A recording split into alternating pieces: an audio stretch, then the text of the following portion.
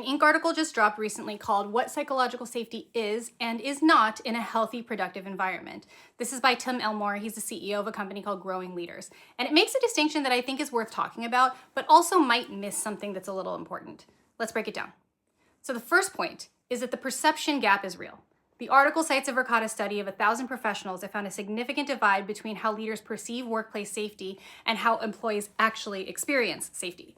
69% of leaders report feeling safe at work. 67% think their direct reports feel equally as safe as they do. But only 37% of workers actually feel safe. And the largest percentage of those workers who feel unsafe are the youngest members of the team. That is Gen Z. They are 2 times more concerned about safety than their boomer counterparts. And that gap between what leaders think they're creating and what people are actually experiencing is something every leader really does need to pay attention to. The second point the article makes is the distinction between psychological and emotional safety. So here's the core argument.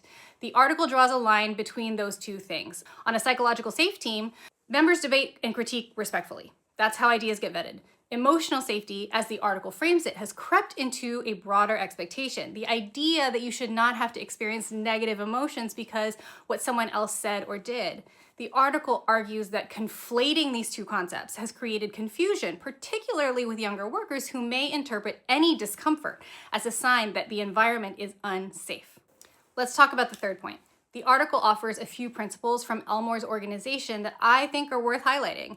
Everyone has a voice, but not everyone has a vote. Leaders must still run point. Everyone can weigh in, but not everyone has equal influence. Everyone deserves to be heard, but not everyone gets their way. And everyone is more important than their job, but no one is more important than the mission. Those are useful tension holders. They honor the human while still holding the standard.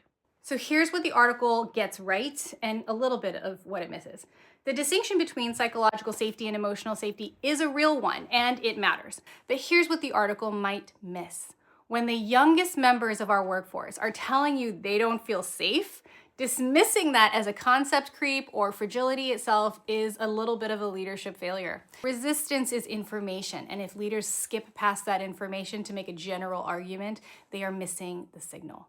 So here's my take. This article raises a legitimate distinction, but the framing might lean a little too far into blaming the generation than rather examining the system. The work isn't to toughen people up. The work is to build environments where candor and care can coexist, where people can be challenged and still feel valued. That's the hard part, and that's where all the real leadership lives. Go read the full article and the empathy report for yourself. The links are below. Tell me what you think.